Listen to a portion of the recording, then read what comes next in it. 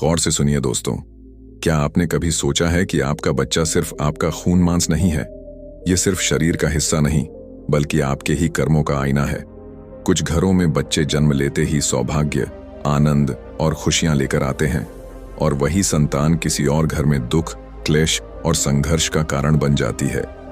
क्या यह केवल भाग्य का खेल है, या इसके पीछे कोई गहरा आध्यात्मिक रहस्य छिपा है? आज हम इसी रहस्य को समझेंगे और जानेंगे कैसे आपके कर्म आपके बच्चों के जीवन में प्रतिफलित होते हैं। गांव के बीचों बीच एक प्राचीन पीपल का पेड़ खड़ा था। उसकी छांव में प्रतिदिन एक वृद्ध साधु बैठा करते थे। उनके शब्द केवल कानों तक नहीं, बल्कि सीधे हृदय तक उतर जाते थे। लोग दूर दूर से आते, उनके चरणों में बैठते और अपने जीवन के सवाल पूछते। एक दिन साधु ने अपनी मृदु वाणी में बोलना शुरू किया। पूरे गांव में सन्नाटा छा गया। उन्होंने कहा, बेटा, संतान केवल शरीर से पैदा नहीं होती। आत्मा संयोग से किसी परिवार में नहीं आती। हर आत्मा उसी घर में जन्म लेती है जहां उसका कोई अधूरा कर्म या बंधन बाकी हो। भीड़ में बैठे लोगों ने सांस रोकी। हर कोई अपने बच्चों के बारे में सोचने लगा, क्या यह सच है कि हमारा बच्चा केवल हमारा नहीं, बल्कि हमारे ही कर्मों का प्रतिबिंब है? साधु ने आगे कहा, यह जीवन केवल शरीर का खेल नहीं है, यह आत्माओं और कर्मों का संगम है। तुम्हारी संतान वही आत्माएं हैं जो तुम्हारे अधूरे संबंध पूरे करने आई हैं। कभी वे आनंद देती हैं, कभी संघर्ष। गांव के चौपाल पर साधु के चारों ओर लोग घेरा बनाकर बैठे थे। किसी की आंखों में जिज्ञासा थी, किसी में पीड़ा और किसी में अपने जीवन का उत्तर पाने की प्यास। साधु की वाणी में करुणा भी थी और आत्मिक शक्ति भी। तभी एक युवक ने प्रश्न पूछा, गुरुदेव, हमारे जीवन में संतान क्यों आती है? क्यों कभी संतान सौभाग्य लेकर आती है और कभी दुख? साधु मुस्कुराए और बोले, बेटा, यह केवल शरीर का खेल नहीं है। संतान केवल मांस और खून से बनी नहीं है, वह आत्मा है। और आत्मा किसी घर में यूं ही नहीं आती।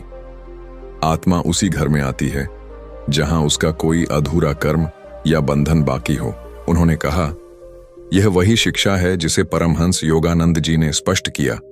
उन्होंने कहा था, बच्चे हमारे शरीर का हिस्सा जरूर लगते हैं, लेकिन असल में वे आत्माएं हैं।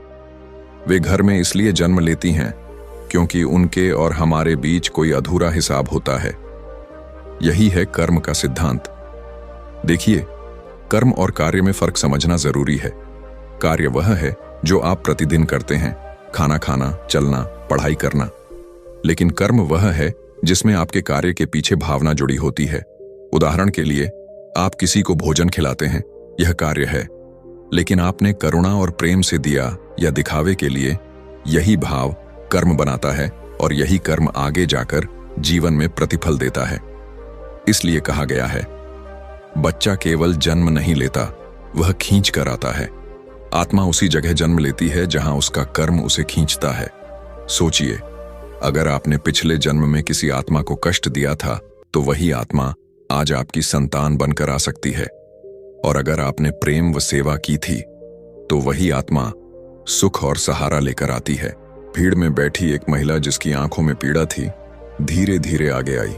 उसने कहा, गुरुदेव, मेरा बच्चा जन्म के कुछ ही महीनों में बीमार पड़ गया और चला गया। हमने सब उपाय किए, लेकिन कोई राहत नहीं मिली। ऐसा क्यों हुआ? साधु ने करुणा से उसकी ओर देखा और बोले, बेटी, यह अन्याय नहीं है। हर आत्मा का इस धरती पर समय पहले से निश्चित होता है। कुछ आत्माओं का कार्य केवल कुछ ही दिनों या महीनों का होता है। तुम्हारे बेटे की आत्मा ने अपना काम पूरा किया और अब आगे बढ़ गई। महिला की आंखों में अब थोड़ी शांति थी। उसे समझ आया, मृत्यु अंत नहीं है, यह केवल आत्मा की यात्रा का नया चरण है। साधु ने कहा, माता पिता का काम केवल इतना है कि वे अपनी संतान को प्रेम, मार्गदर्शन और करुणा दें। एक व्यापारी भी बैठा था। उसने कहा, गुरुदेव, मैंने अपने बेटे को सब कुछ दिया, फिर भी वह मुझसे उलझता है। साधु ने उत्तर दिया, बेटा, आत्मा की यात्रा बहुत लंबी है।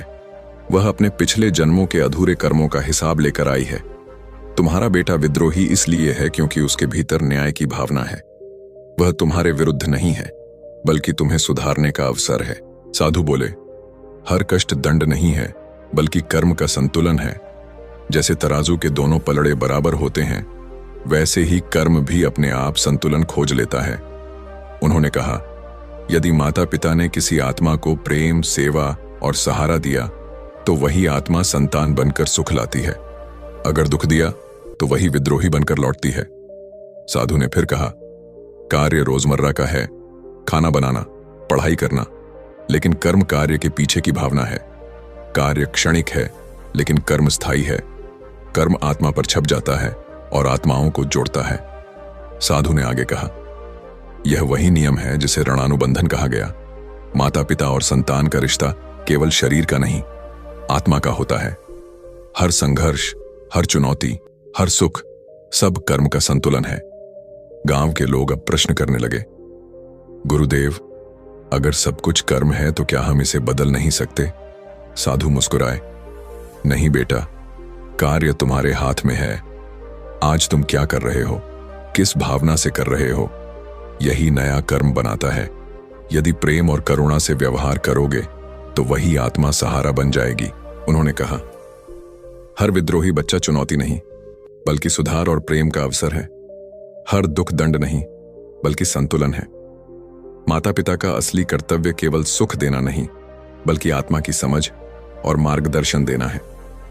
साधु ने कहा, जीवन केवल शरीर का खेल नहीं, यह आत्माओं की यात्रा है। हर संतान तुम्हारे जीवन में किसी अधूरे कर्म को पूरा करने आती है। कभी खुशी लाती है, कभी चुनौती, पर हमेशा याद रखो, यह दंड नहीं, अवसर है। उन्होंने कहा, अगर तुम संतान को केवल शरीर मानकर पालोगे तो संघर्ष मिलेगा। अगर आत्मा मानकर प्रेम दोगे तो वही संतान आशीर्वाद बन जाएगी। साधु बोले, देखो बेटा, जैसे सूरज की किरणें अंधेरे को मिटा देती हैं, वैसे ही ज्ञान अज्ञानता को मिटा देता है। अपने बच्चों के साथ प्रेम और करुणा से पेश आओ।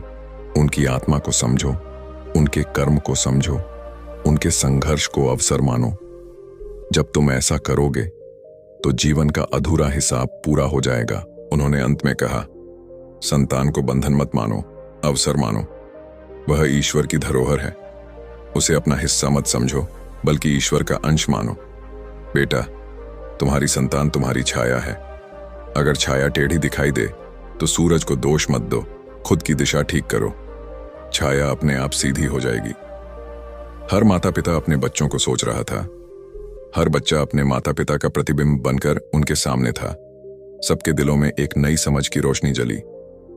दोस्तों, याद रखिए, आपकी संतान केवल आपका अंश नहीं, आपके कर्मों का प्रतिबिंब है।